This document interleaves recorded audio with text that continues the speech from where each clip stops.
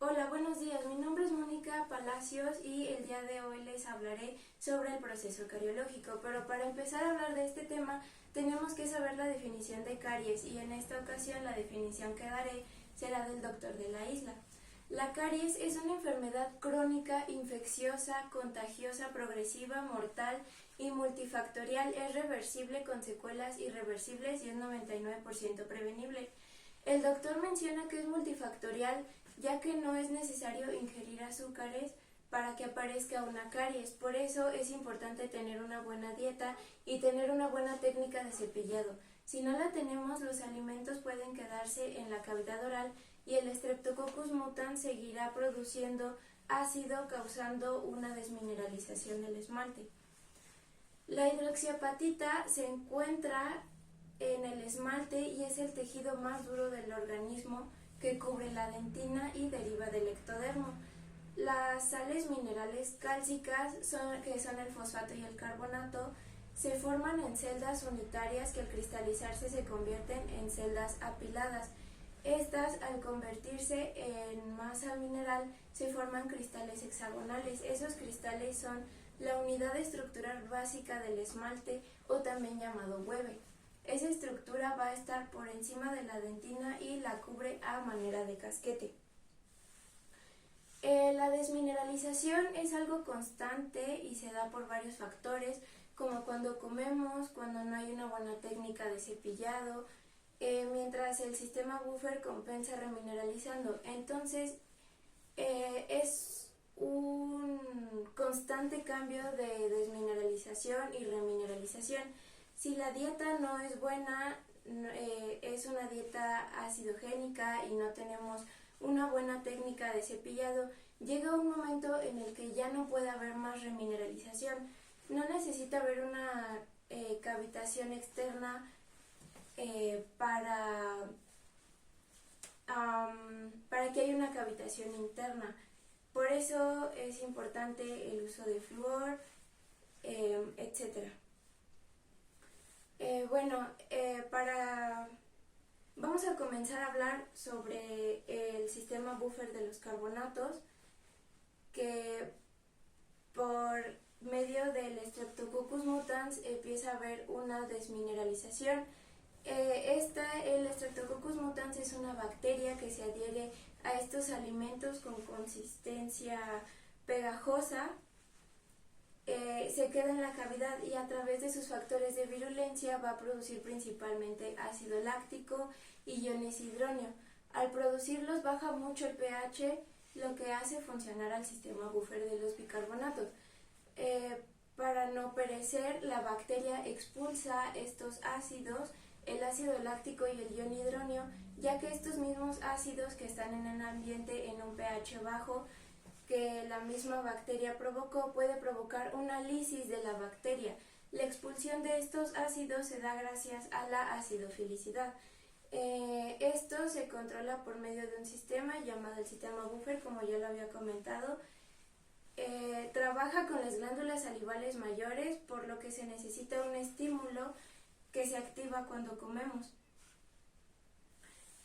Este sistema ayuda a mantener los niveles de pH normales en la saliva, contrarrestando los cambios de desmineralización, protege al tejido bucal contra acción de los ácidos provenientes de los alimentos o de la placa dentobacteriana, reduce el potencial cariogénico del ambiente.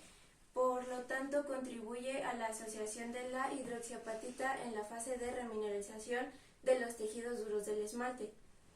Este sistema necesita una base y un ácido débil. En este caso, la base será el bicarbonato, que es un compuesto inorgánico propio de la saliva, y el ácido débil es el ácido carbónico. El Streptococcus mutans, a través de sus factores de virulencia, va a transformar la sacarosa que consumimos en los alimentos en acidez en diferentes formas, como en ácido láctico o en ion hidronio.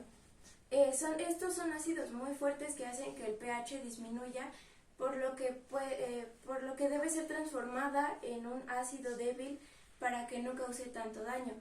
Al estar presente el ion hidronio, se activa el ion bicarbonato. ya que su función principal es captar y unirse al ion hidronio por medio de la anhidrasa carbónica, que es una enzima orgánica proteica propia de la saliva. El resultado de esa unión es el ácido carbónico, es decir, el ácido débil. Posteriormente, la anhidrasa carbónica disocia el ácido carbónico, es decir, el ácido débil, para formar agua, que es el componente natural de la saliva, y dióxido de carbono, el cual es un subproducto de la respiración celular. En este momento en que se forma el agua y el dióxido de carbono, el pH en un principio se vuelve un poco alcalina y después se neutraliza, asociando así nuevamente los componentes de la hidroxiapatita.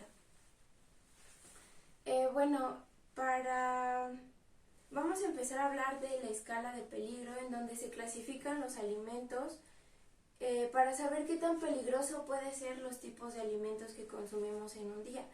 Los alimentos más peligrosos por lo general tienen una consistencia pegajosa o chiclosa que hace que se peguen en el esmalte. En primer lugar están los alimentos azucarados, adhesivos o pegajosos que consumimos entre comidas. Esto por lo general son alimentos dulces como caramelos. En segundo lugar tenemos alimentos adhesivos que consumimos durante la comida como el cereal. En tercer lugar, los líquidos no adhesivos consumidos entre comidas como los refrescos. En cuarto lugar, los líquidos no adhesivos consumidos durante las comidas, por ejemplo, jugo, ya puede ser naturales o procesados. Y por último, los alimentos desprovistos de azúcar como el arroz, pechuga de pollo, etc. Estos alimentos, como ya dije, se van a adherir al esmalte y van a activar al sistema buffer de los bicarbonatos. Pero cuando no se tiene una buena técnica, empiezan a haber cavidades, empieza a haber caries. Y para esto hay un sistema que los clasifica, que es el sistema ICDAS, que es un modelo actual de caries en fosetas y fisuras llamado sistema ICDAS. Es un método visual para la detección de caries en fase tan temprana como fuera posible, y que además detecta la gravedad y el nivel de actividad de la misma. Cuando el proceso cariológico aparece, se le designa un código y conforme va avanzando se observan diferentes características propias de cada código. Se empieza con el código 0, que es un órgano dental sano. El código 1, se observa un cambio visible en el esmalte dental visto en seco. El código 2, se observan cambios en el esmalte en húmedo. Ya hay desmineralización, pero aún no hay perforación. El código 3, se observa una opacidad o cambio de color aún en presencia de humedad. Aquí ya hay perforación del esmalte. En código 4, se observa una opacidad o cambio de color aún en presencia de humedad y sombra alrededor de la perforación. Esto quiere decir que el órgano dental ya empezó a producir dentina de protección, dentina terciaria. El código 5, ya hay una cavidad en el esmalte, dejando expuesta la dentina, y ya hay menos del 50% de la estructura destruida. Y en código 6, el órgano dental ya está destruido a más del 50%, dejando expuesta la dentina. Cuando la caries empieza a aparecer, cuando empieza a aparecer una desmineralización, va a haber una afección en la pulpa y en el tejido pulpar, y con esto vamos a empezar a hablar de inflamación, ya que esta se lleva a cabo por el intento de eliminar los microorganismos, toxinas y material extraño que están llegando al tejido pulpar. Las toxinas que generan las bacterias aún en desmineralización van a estar viajando a través de los túbulos dentinarios y van a estar penetrando al tejido pulpar. Estas toxinas van a estar activando las células de defensa que están presentes en el tejido pulpar. Las células que participan son las células cebadas, basófilos, neutrófilos, plaquetas y macrófagos. Estas células van a estar generando histamina, prostaglandinas, cininas y leucotrienos. La función de estas células va a ser la vasodilatación y permitir una permeabilidad y una atracción de fagocitos. Al haber un aumento de permeabilidad, permite que la sangre fluya más y que ésta sea fácil de atraer a las bacterias. Esto permite tener una quimiotaxis y sea más fácil de fagocitar a las bacterias. Después se tiene una vasodilatación de estas arterias y un aumento de permeabilidad de los capilares. Por tal razón se tiene dolor y se empieza a tener síntomas de inflamación. La presión intrapulpar va a aumentar por el edema que se está ocasionando y va a haber un aumento de volumen y líquido. Esto genera dolor en un espacio muy pequeño donde el tejido pulpar no puede expandirse porque hay mucho contenido mineral que no permite que el tejido pulpar se expanda. Después viene la parte de formación de fibrina que atrapa patógenos y después genera la migración de los fagocitos para poder atacar a las bacterias que están invaginando e invadiendo al tejido pulpar.